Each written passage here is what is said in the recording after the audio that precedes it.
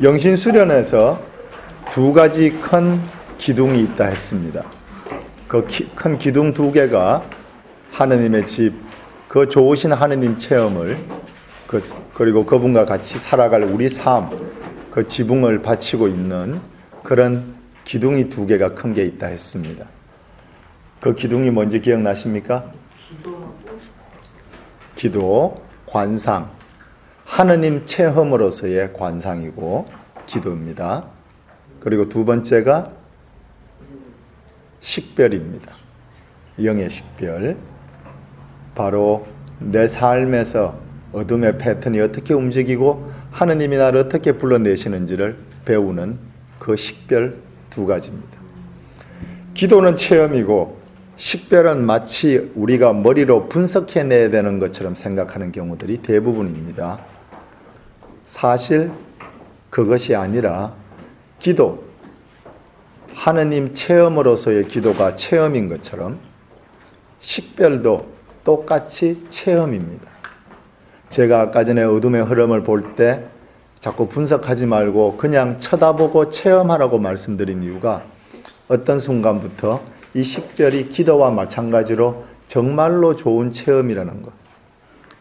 어둠이 내게 움직이는 방법을 체험하고 또 거기서 날 불러내시는 하느님의 움직임을 체험하게 됩니다. 그래서 체득, 기도를 내가 내 전체로서 내 마음, 내 몸, 내 정신, 내 과거, 내 현재와 미래까지 다 해서 체득하는 것처럼 식별도 분석이 아니라 저절로 직관이죠. 꿰뚫어서 체험하고 알게 됩니다.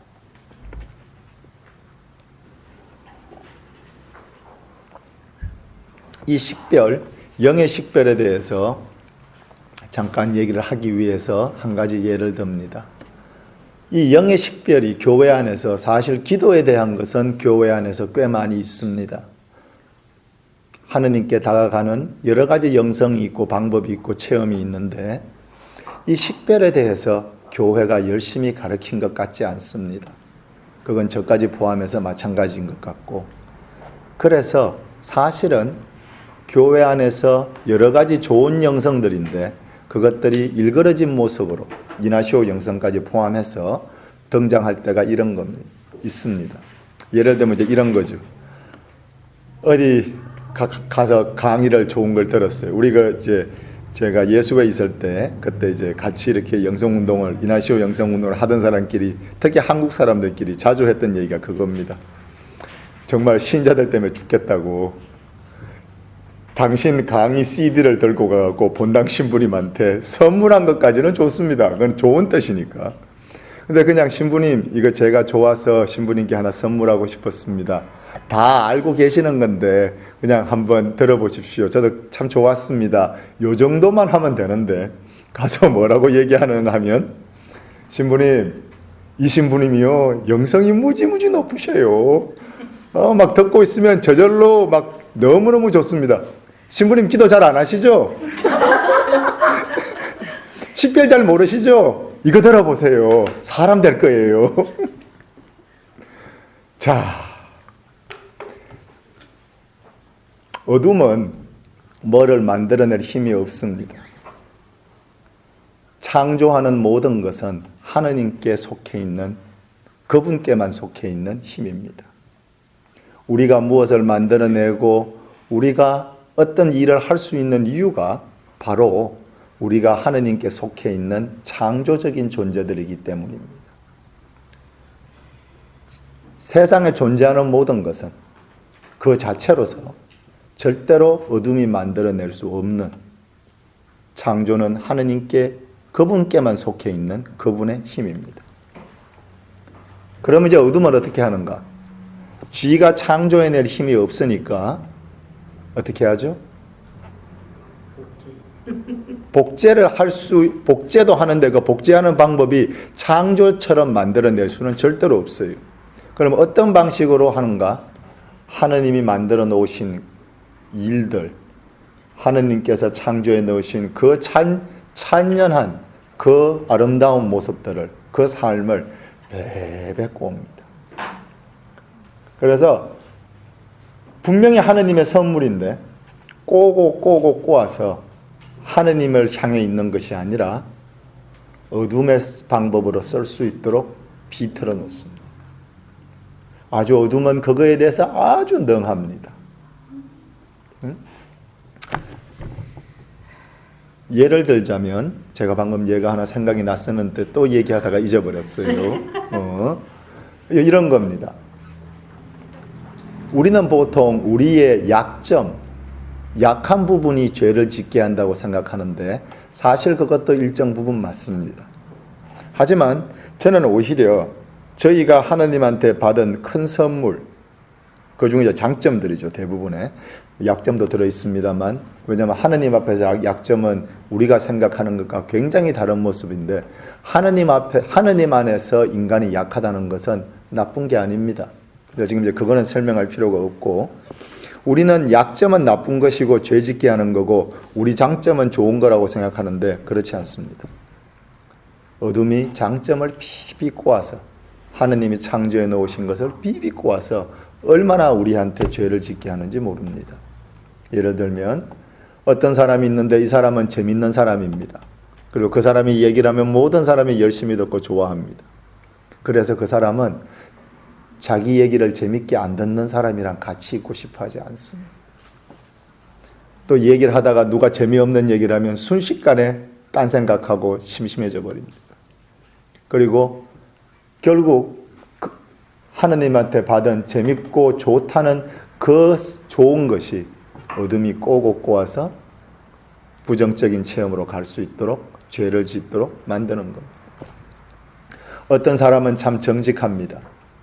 그래서 정직하지 않은 사람을 싫어하는데 그 싫어하는 방법이 그 형제 자매를 자유롭게 하고 이해하고 도와주고 하는 방법이 아니라 나는 정직하고 저 사람은 정직하지 않다는 단죄로 갑니다. 하느님이 우리에게 주신 정직이라는 선물이 결국 배배 꼬여서 그런 식의 죄스러운 행동, 생각을 하도록 만듭니다. 사실 저는 인간의 약점보다 장점이 훨씬 더 우리한테 더 많이 죄를 짓게 한다고 생각합니다. 왜냐하면 어둠이 하느님이 지가 창조할 힘이 없으니까 하느님의 주신 창조의 힘을 배배 꼬아놓은 겁니다. 어떤 사람은 참 착합니다. 그리고 다른 사람들과 같이 하고 싶고 이해하고 싶고 노력을 하는데 그걸 건드려가지고 그 사람이 자기 자신의 착한 것을 싫어하도록 만듭니다. 맞아, 이 세상에서 착하면 맨날 손해봐. 그럼 어떻게 됩니까? 자기가 착할 때마다 불안에 떨게 만들어버립니다. 하느님이 주신 선물을 어둠이 손대지 못하는 것은 단 하나도 없습니다. 그래서 우리가 하느님의 삶을, 그분의 생명과 사랑을 체험하는 기도뿐만이 아니라 바로 어둠이 그것을 어떻게 뒤털고 하느님이 다시 그것을 어떻게 돌려주시는지 식별에 대해서 눈 떠야 합니다. 그렇지 않으면 아까 말씀드린 일들이 벌어집니다.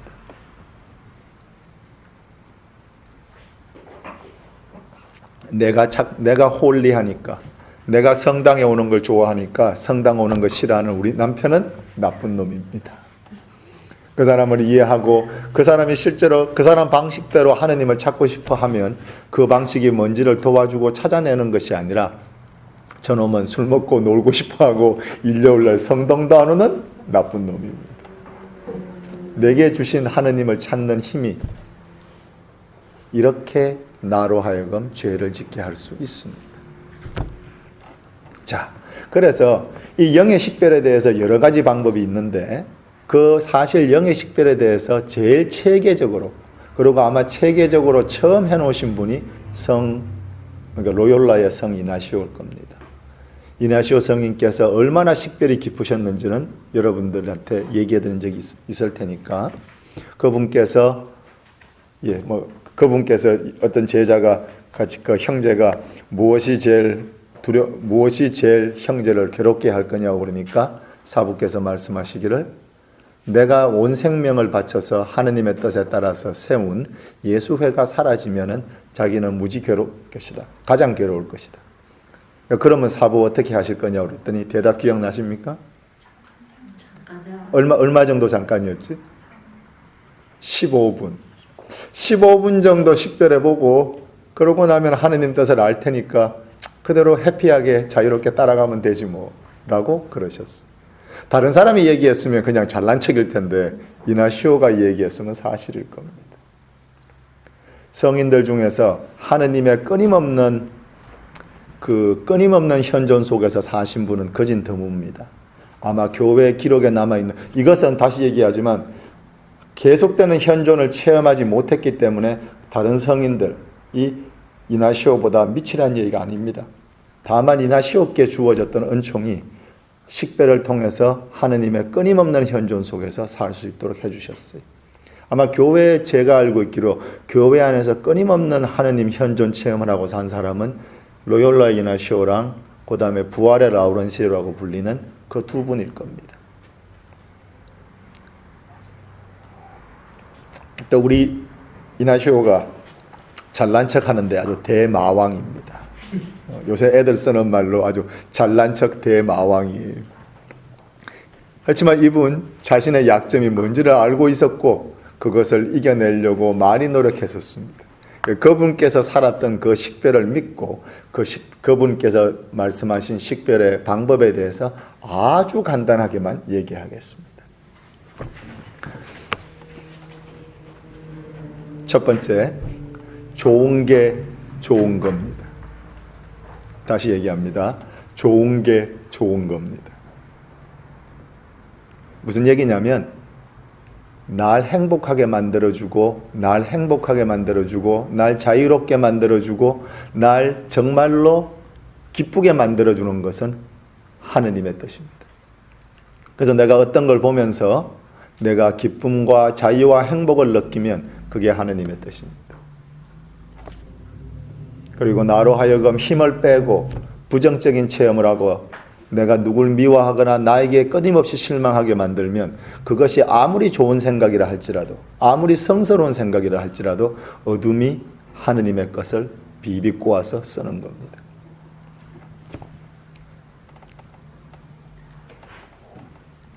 지금 이 얘기를 하고 나니까 머리에 다 지나가는 생각이 있을 겁니다. 아닌데 내가 좋아하고 날 기쁘게 행복하게 하는 것을 그걸 내가 다 실행에 옮기면 세상은 지옥이 될걸. 맞습니다. 그래서 하지만 우리는 하느님의 존재, 그분의 모습으로 창조됐고 그분의 모습으로 창조됐다는 것은 그분 안에 우리가 상상할 수 없는 방법으로 그분과 하나 되어 있는 하나인 존재이기 때문에 그것을 믿고 저는 하느님께서 인간에게 이 기쁨과 행복을 찾고 따라갈 수 있는 능력을 주셨다는 것을 믿습니다. 그게 첫 번째 원칙입니다.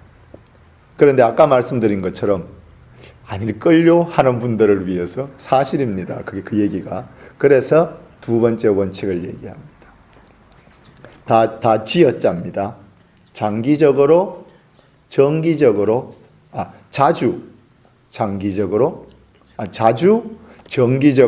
장기적으로입니다. 순서가 바뀌어도 관계없는데 자주, 정기적으로, 장기적으로.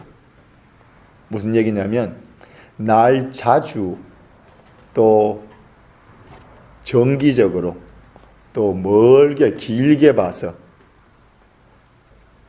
자주, 정기적으로, 장기적으로 행복하게 자유롭게 자신감 있게 행복하게 만들어주는 것은 하느님의 선물이고 그걸 따라가면 하느님의 뜻을 살 수 있습니다. 자주, 정기적으로, 장기적으로 내게서 힘을 빼고 다른 사람에게 불만을 품게 하고 나로 하여금 인생에서 어쩔 줄 몰라 하게 하고 자신감과 힘을 빼는 것은 자주, 정기적으로, 장기적으로 하는 것은 그것이 정당하건 맞건 사실이건 다 떠나서 어둠의 장난입니다. 그래서 그걸 따라가면 자주, 정기적으로, 장기적으로 내게서 힘을 빼고 날 미워하게 만들고 내게서 사랑과 희망과 다른 사람과 나를 신뢰할 수 있는 것을 빼앗겨가는 것은 어둠의 힘입니다. 자, 무슨 얘기냐면 인간에게는 이건 첫 번째 원칙에 관계되는 것인데, 우리는 하느님의 존재이기 때문에 하느님의 것이 내게로 오면 스펀지가 물을 빨아들이듯이 빨아들입니다. 대신에 어둠이 내게 오면은 마치 돌에 물이 떨어지는 것처럼 팍 하고 파열음을 내면서, 우리의 부정적인 체험이죠. 부정적인 체험, 파열음을 내면서 역반응이 생깁니다. 동시에 또 우리가 만약에 내 속에서 잘못된 부분 있지 않습니까? 잘못돼서 이제 어둠에 아주 습관이 되어 있는 부분들, 오케이? 습관이 돼, 우리가 다 갖고 있는데 몇 개씩을, 그 어두운 부분에는 어떻게 등장하는가 하면은, 어둠은 내 마음이 이미 내 삶의 그 부분이 이미 어두워져 있기 때문에 어둠이 오면은 같이 같은 것이라서 마치 스펀지에 물이 빠져들듯이 좋아지고 기뻐해지고, 또 하느님의 말씀 같은 게 오면은, 하느님의 뜻이 오면 돌에 물이 튀듯이 팍 하고 파열음이 됩니다.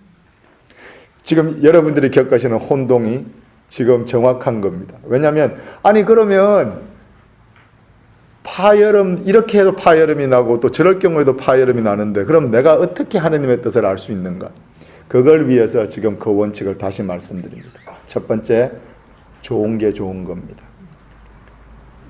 인간은 하느님의 모상으로 창조된 존재라서 우리는 근본적으로 하느님의 것을 좋아하고 따라가고 행복해지고 싶고 할 수 있는 힘이 있습니다. 그래서 좋은 게 좋은 거다. 두 번째, 대신에 그것을 어떻게 좋은 게 좋은 건지, 내가 이게 지금 하느님께 내게 와서 좋은 건지 나쁜 게 내게 와서 좋은 건지 자주, 정기적으로, 장기적으로 계속 시간을 두고 봐야 됩니다. 그러면 내가 이게 하느님의 뜻이라고 생각해서 했던 건데, 일요일 아침마다 우리 남편들은 성당 가자고 별의별 소리를 다 하고 너무너무 못살게 굴어서 남편이 얼굴이 시뻘겋게 돼서 욕을 하면서 성당을 따라오게 만들고는 나는 이게 하느님의 뜻이라고 좋아했었는데, 나중에 시간 지나고 보니까 자주, 정기적으로, 장기적으로 캐레고리에 넣어서 보니까 아니었던 거예요. 오히려 그 사람이 정말로 행복해질 수 있는 다른 방법도 있었는데, 내가 내 식으로 하느님을 이 사람한테 강제로 밀어넣은 거예요. 강제로. 이건 아주 간단한 경우인데, 여러 가지 복잡한 경우에 들어가서 어떻게 하는가? 자꾸 머리로 분석하고 논리적으로 사고하려고 그러면 못 배웁니다. 식별은. 뭐죠? 계속 보는 겁니다. 첫째 주간에 배우신 것처럼 계속 보십시오. 한 번의 사건으로 결정 내리지 말고 같은 것들이, 여러분들이 이번에 안 배우면 다음번에 똑같은 실수할 텐데, 지난 30년, 40년, 50년, 60년 동안 똑같은 짓 하고 살았는데 뭐 몇 번 더 실수하는 게 뭐가 문제겠어요? 겁먹지 말아요. 하느님도 신경 안 쓰십니다. 40년, 50년 동안 똑같은 실수, 똑같은 짓 하고 살았는데 뭐 몇 번을 그분이 못 참아주시겠어요? 우리도 안 죽습니다. 그 사이에. 괜찮아요. 마음 느긋하게 먹고 계속해서 쳐다보세요. 그러면 뱀 대가리, 몸통, 꼬리를 통해서 계속 보다 보면, 그러면 이게 정말로 자주, 정기적으로, 장기적으로 내게 힘과 희망을 가져다주는 좋은 생각이고 좋은 느낌인지, 아니면 처음에는 좋다고 생각했는데 나중에 가보니까 영 자주, 정기적으로, 장기적으로 계속 부정적인 체험을 끝끝내 하게 만들었던 그 무엇인지 알게 됩니다.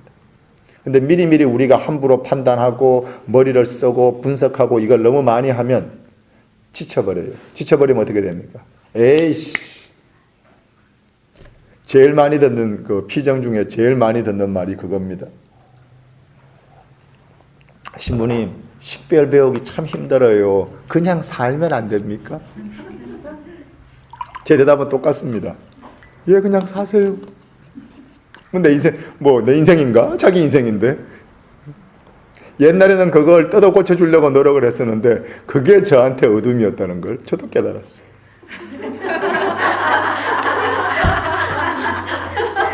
따라서 각자 이제 자발적으로 안 배우면 이제 각자 알아서 가는 거예요. 참 피정 지도자로서 아니 피정하는 동안에 계속 얘기할 겁니다. 얘기는 해주겠지만 제가 어떤 분한테 얘기를 하다가 그 얘기를 했는데 옛날에는 힘이 남아서 정말 여러분들을 지고 업고 안고 갈 수 있었어요. 저 이제 그런 힘 없습니다. 한두 번은 끌어주고 앉는 치잉이라도 해주지만 나중에 안 따라오면 그냥 놓고 갈 거예요.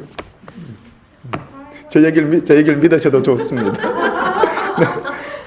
그 노력이 근데 이게 참 이제 저도 봐야죠. 요 근래에 제가 한 2, 3년 사이에 눈치챈 거라서 이게 이제 그 자주 정기적으로 장기적으로 카테고리에 넣어서 봐야 해요. 근데 말은 이렇게 해도 또 그 버릇이 나와서 근데 그 버릇이 좋을 때도 있고 아닐 때도 있을 거예요. 지금 제 버릇에 대한 건데 그래서 저도 봐야 됩니다. 어떨 때 지고 가는 게 좋을지 어떨 때 자기 발로 오도록 하는 게 좋을지 저도 더 배워야 해요. 자, 두 가지 원칙 식별에 대해서 얘기했습니다. 첫 번째 그렇지. 그러니까 쉽게 해야지 이렇게 해야지 기억할 수 있어요.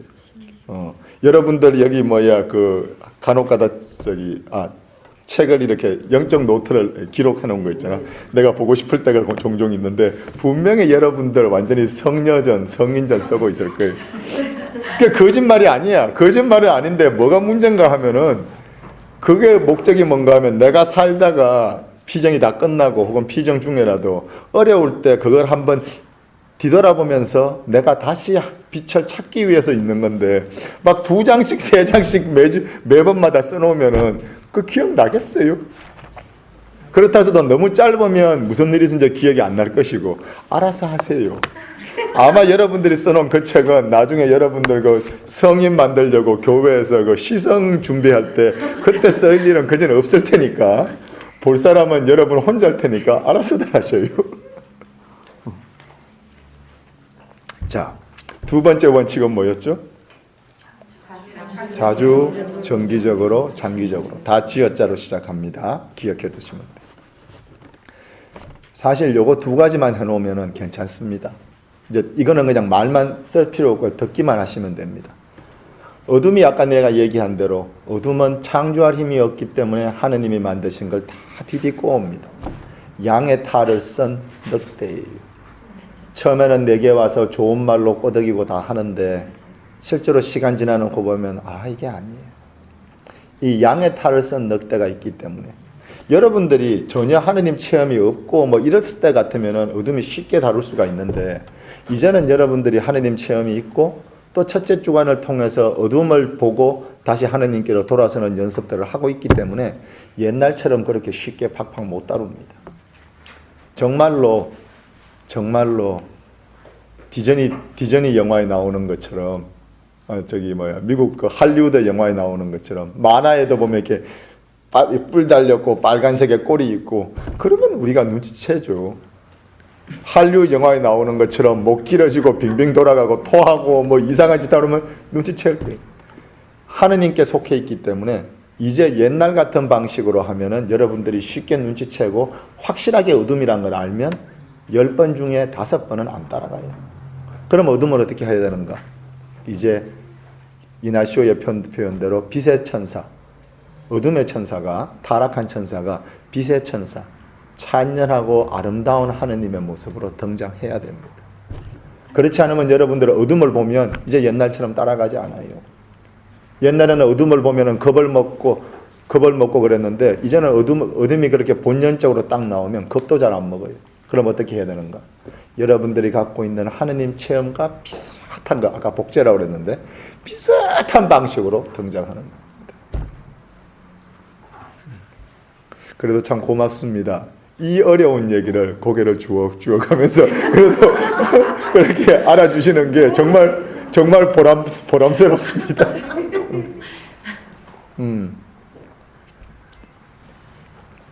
또 하나가 얘기할 게 있었는데 잊어버렸어요.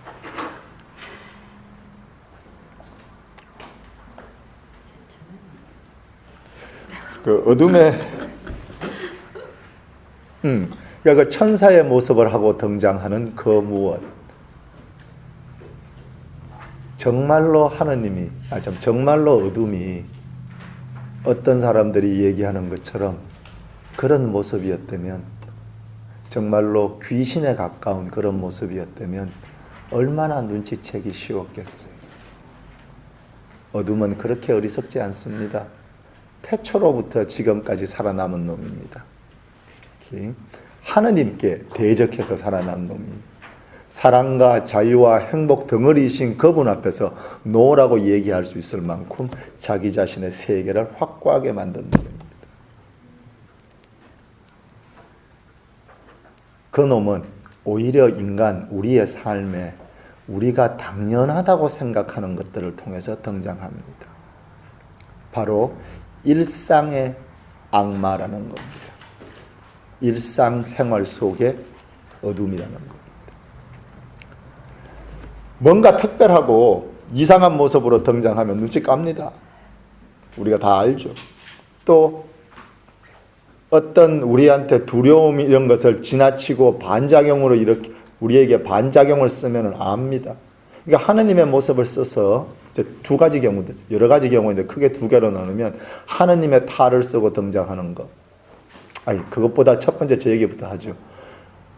그 일상 속의 악마, 우리 일상생활 속의 어둠. 이걸 얘기하기 위해서 여러분 저한테 몇 번 얘기 들었을 텐데, 이게 못 들었을지도 모르겠습니다. 우리로 하여금 우리가 가진 이 세상과 우리가 생각하는 것이 당연하다고 믿게 만드는 그 무엇. 1960 몇 년도에 그 이스라엘에서 아르헨티나에서 누구를 납치해 왔습니다. 이스라엘의 거기 정보기관에서 그 사람 이름이 아이히만이라는 사람입니다. 아이히만이 누군가 하면은 그 나치의 유대인들 그 수용소 있지 않습니까? 그 가스 수용소와 그것을 모든 것을 다 설계한 사람입니다. 이 사람은 나치 독일에서 높은 사람이 아닙니다. 중간 공무원입니다. 근데 이 사람이 아주 이 조직 관리하는데 아주 귀신 같은 사람이에요. 그래서 이 사람한테 뭘 맡겼나 하면 유대인들을 제일 쉽게 해치울 수 있고 제일 효과적인 방법을 만들었어요. 이 천재적인 머리를 가진 이 사람이 기차 이걸 어떻게 조직을 해가지고 유대인들을 다 모아서 갖고 올 수 있는지, 또 유대인들을 어떻게 판별해내는지, 또 다 수용소에 와서 수용소에서는 어떻게 관리하는지, 죽일 때 총 들고 사들이 힘들고 그러니까 가스실에 집어넣어가지고 어떻게 하면 한 방에 보낼 수 있는지, 그 다음에 필요한 것들, 유대인들 죽은 다음에 그걸로 비누 만든 거 아세요?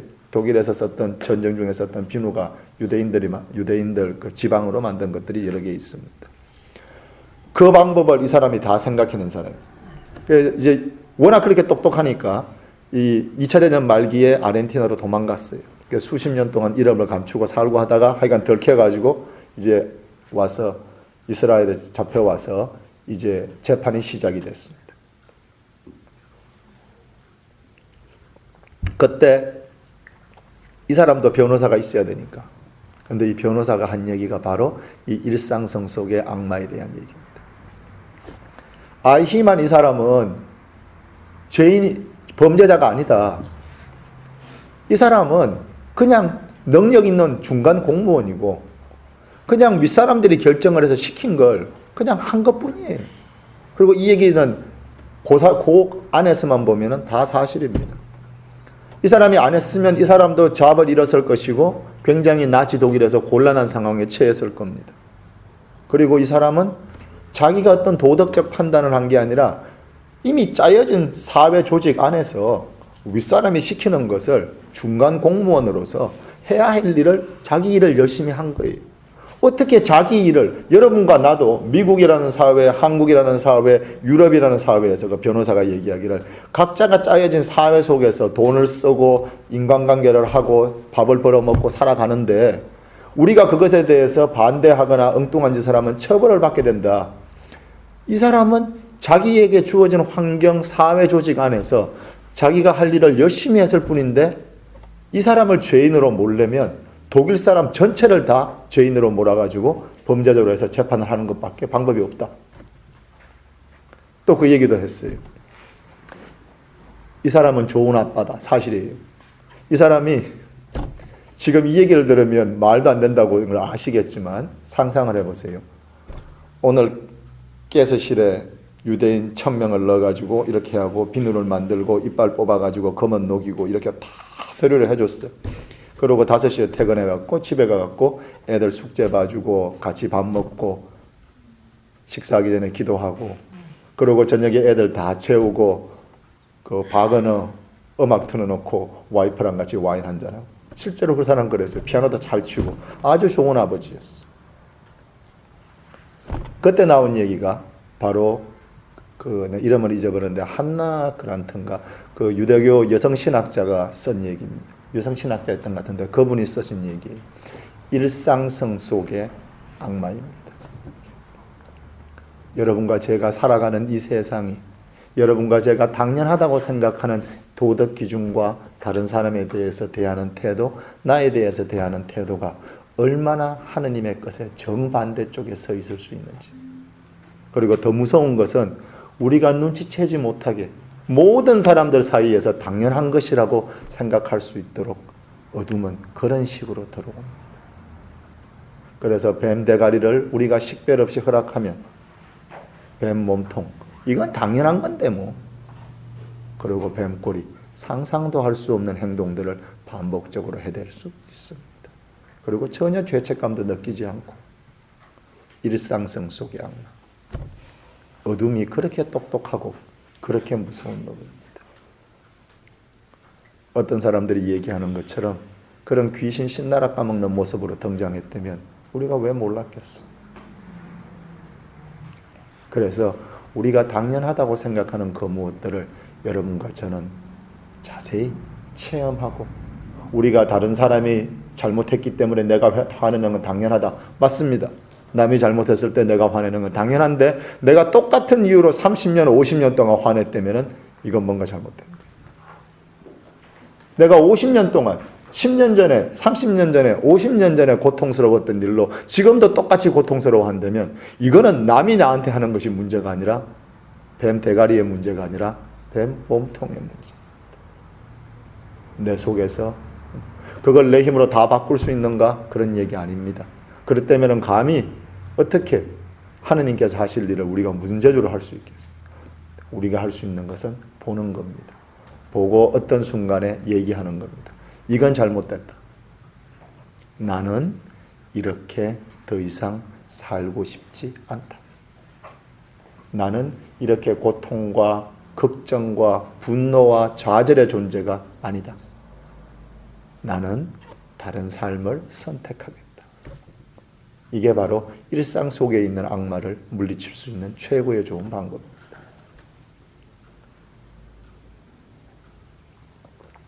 자, 또 어둠은 아주 하느님과 절묘한 방법으로 등장합니다. 하느님께서 해주신 것과 비슷한 방법으로 등장합니다.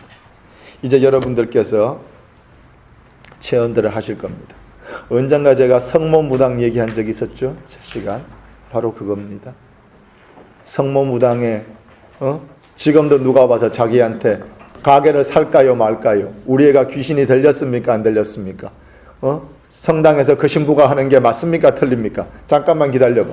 성모님 도와주세요. 성서 쫙 펼치면 눈에 띄는 그 자리에 하는 성모님의 대답이 있습니다.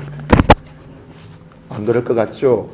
얼마나 많은 사람들이 성모무당이고 얼마나 많은 사람들이 성모무당을 찾아가고 성모무당을 존중하고 성모무당이 하는 얘기를 열심히 듣고 하느님의 뜻이라고 따라가는지 아십니까? 성모무당의 제일 큰 비극이 뭔지 기억나십니까? 만난 적이 있다. 성모무당의 고마워. 성모무당의 가장 큰 비극은 그 사람 얘기가 다 거짓말이 아니라는 겁니다. 성모무당의 가장 큰 비극은 언젠가 그분이 고통 속에 있었을 때 그리고 온 생명을 다해서 길을 찾아도 길을 찾지 못했을 때 하느님 앞에서 성모님 앞에서 무릎 꿇고 몇 날 며칠을 진심을 다해서 기도해서 성모님께서 성서를 펴고 거기 나오는 그 단 한 줄의 말로 길을 열어주신 적이 있다는 겁니다. 성모무당의 가장 큰 비극은 그 사람이 진짜 하나님을 만난 적이 있다는 겁니다. 그게 없었으면 그 사람 그렇게 오랫동안 거짓 못합니다. 그게 없었으면 다른 사람들 그 얘기 믿지 못합니다. 하느님께서 주신 그 모든 것을 어둠이 얼마나 비틀어낼 수 있는가는 이제 여러분들과 제가 정말로 체험하게 될 겁니다. 알고 계십시오. 어둠은 하다 안 되면은 하느님의 얼굴을 복제해가지고 쓰고 나옵니다. 그래서 바로 두 번째 원칙이 있는 겁니다. 첫 번째 좋은 게 좋은 거다. 두 번째 원칙 자주, 정기적으로, 장기적으로. 됐습니다.